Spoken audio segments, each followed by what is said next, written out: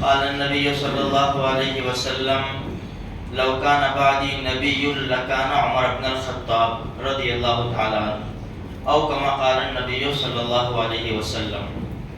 دیکھو میرے بھائیوں، دنیا میں بہت سے لوگوں نے شہادت کا جام پیا ہے. شہید اس کو کہتے ہیں جو اعلاء کلمت اللہ کے لیے اپنی جان جاں آفری کے حوالے کر دے. شہید کا خون کا قطرہ گرنے سے پہلے اس کی بخشش کے فیصلے ہو جاتے ہیں. یقیناً نواز رسول کی شہادت بڑی دردناک ہے، لیکن حضرت حسین رضی اللہ تعالی عنہ سے پہلے بھی بڑی بڑی شہادتیں ہوئی ہیں. اس میں سے عمر ابن خطاب رضی اللہ تعالی عنہ کی شہادت ہے.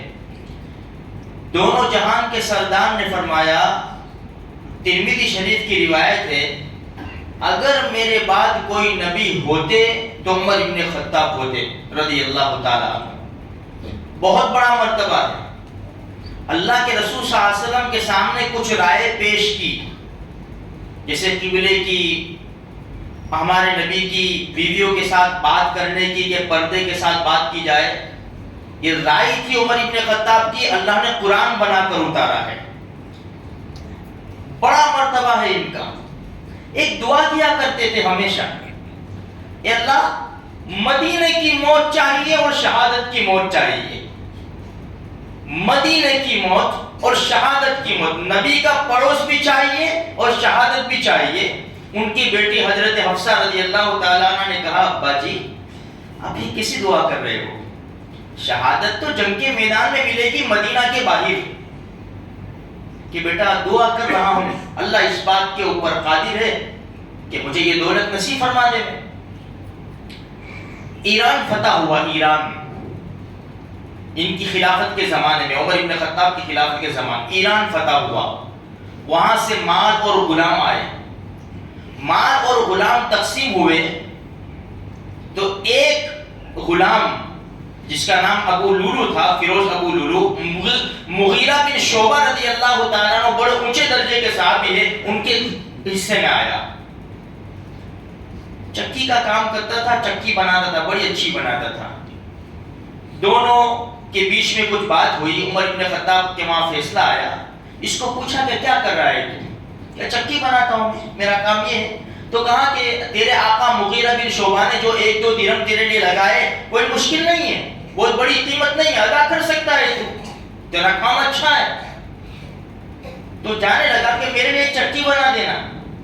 عمر بن خطاب نے کہا، اس نالائق نے کہا میں آپ کے لیے ایسی چکی بناؤں گا کہ دنیا میں میرا نام روشن ہو جائے گا.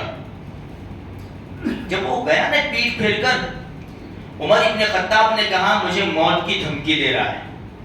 صحابہ نے فرمایا پکڑ لو اسے. مارا کہاں ہے؟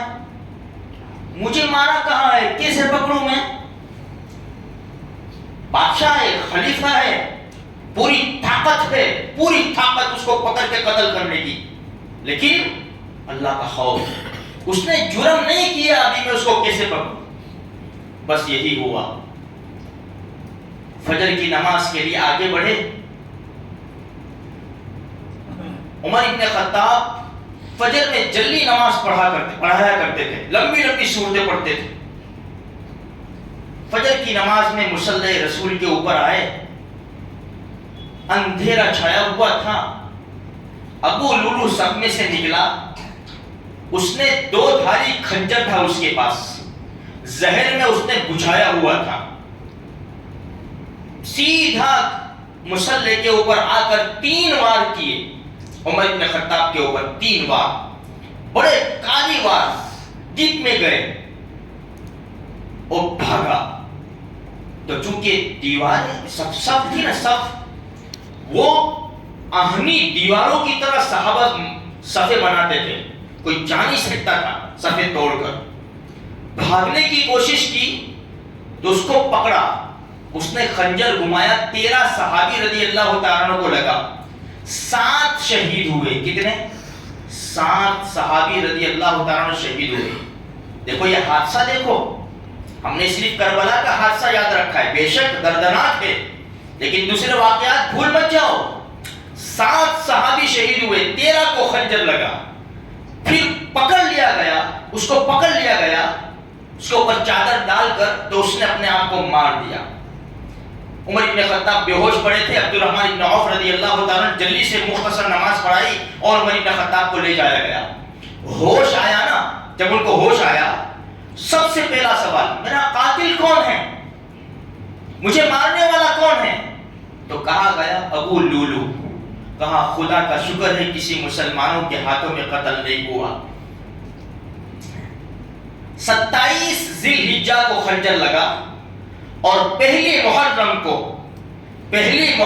کو انہوں نے شہادت کا مرتبہ حاصل کیا. دنیا سے جانے سے پہلے اپنے بیٹے کو بلایا, عبداللہ امی سے پوچھ کر آؤ نبی کے پڑوس میں جگہ ملے گی. حضرت عبداللہ تشریف لے گئے. امی عائشہ رضی اللہ تعالیٰ عنہ کو سلام عرض کیا. غمگین بیٹھی ہوئی تھی, حادثہ بہت بڑا تھا. پوچھا جا کر حضرت عبداللہ ابن عمر نے کہ میرے ابو نے سلام کہا ہے اور کہا ہے کہ جس طرح ابو بکر صدیق رضی اللہ تعالیٰ عنہ کو جگہ مل گئی, کیا مجھے جگہ مل جائے گی؟ امی عائشہ نے فرمایا یہ جگہ تو میں نے اپنے لیے رکھی تھی, لیکن عمر کو اپنے اوپر ترجیح دیتی ہوں. ٹھیک ہے کوئی بات نہیں. واپس گئے, ابو اجازت مل گئی.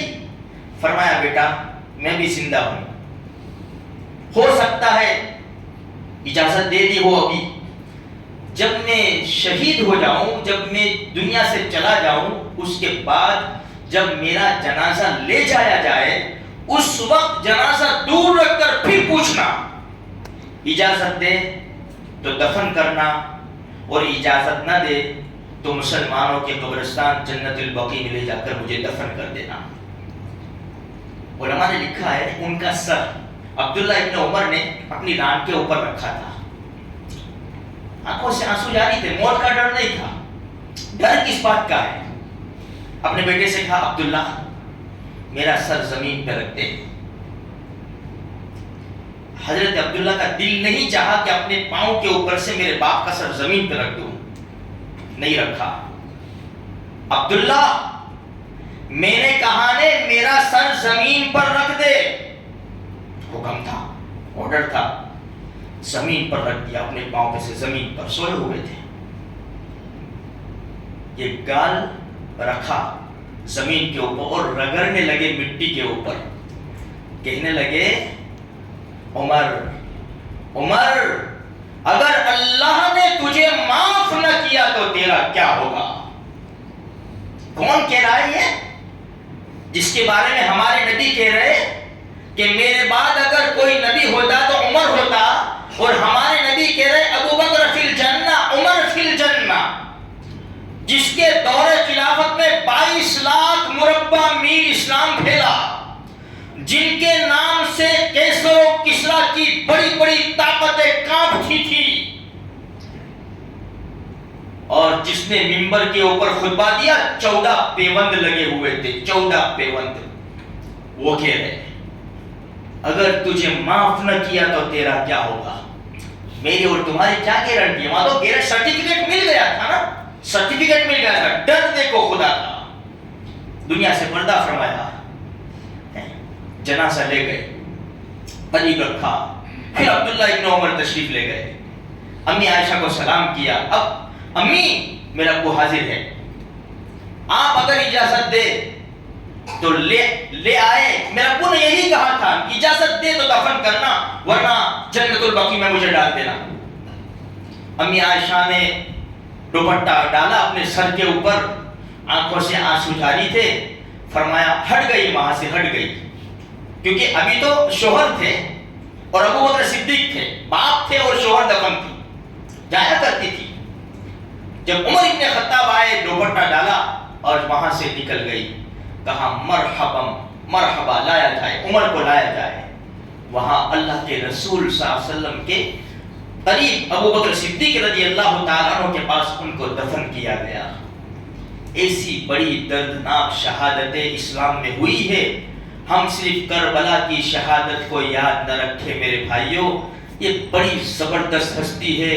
یہ وہ ہستی ہے کہ جب اسلام لے آئے, اسلام 27 سال کی عمر یا 29 سال کی عمر, نماز کا وقت ہوا, اللہ کے رسول نے تیاری کی. یا رسول اللہ کیا کر رہے؟ فرمایا نماز یہاں گھر میں. فرمایا نہیں, اب تو بیت اللہ میں نماز ہوگی. 2 ٹکڑیاں بنائی. ایک ٹکڑی میں عمر ابن خطاب آگے ہے, دوسری ٹکڑی میں حضرت حمزہ سید الشہداء آگے ہے. کافروں نے جب دیکھا کہ یہ چھوٹی سی جماعت آ رہی ہے, چھوٹی سی جماعت, ایک کے آگے عمر ابن خطاب ہے اور دوسری ٹکڑی کے آگے سید الشہداء حضرت حمزہ ہے, وہاں ان کے موڈ ختم ہو گئے, ڈھیلے پڑ گئے. حضرت بلال نے اذان فرمایا نہیں, آج بیت اللہ کے اوپر چڑھ کر اذان ہوگی. عمر اسلام لایا ہے. اسی لیے علماء فرماتے ہیں مراد رسول ہے, مراد رسول عمر ابن خطاب رضی اللہ تعالیٰ عنہ. بڑا مرتبہ ہے میرے بھائی عمر ابن خطاب رضی اللہ تعالیٰ عنہ کا. ایک چھوٹی سی بات اور بتا دوں. جب لشکر جاتا تھا ہمارے نبی کے زمانے میں, عمر ابن خطاب لشکر میں کھڑے ہوتے, فرمایا عمر میرے پاس بیٹھو, عمر میرے پاس بیٹھو, مجھے تمہاری رائے کی ضرورت پڑے گی. ہاں, یہ عمر ابن خطاب رضی اللہ تعالیٰ عنہ ہے. ہم بھول نہ جائے داستان, بہت بڑا امت کے اوپر احسان ہے عمر ابن خطاب رضی اللہ تعالیٰ عنہ کا میرے بھائیوں. ہاں, یہ اسلام ایسے نہیں آیا, اسلام بڑی قربانیوں کے ساتھ آیا ہے میرے بھائیوں. اللہ تبارک و تعالیٰ سب کی قربانیاں قبول فرماوے. اور ہم جیسے گنہگار جو لوگ بس رہے ہیں, اللہ ہم سے بھی چھوٹی موٹی کچھ قربانیاں لے لے تاکہ ان کی سب میں کھڑے ہو جاوے کہ تمہاری تو بہت بڑی بڑی قربانیاں تھی, تم ہمارے سردار ہیں, ہم تمہارے ادنا سے کمتر درجے کے غلام ہیں, کمتر درجے کے غلام, تاکہ جب وہ جنت میں جائے ہم بھی ان کا دامن پکڑ لے. ہم بھی تھوڑی سی قربانی لے کر آئے ہیں. نمازوں کی پابندی کرو میرے بھائیوں.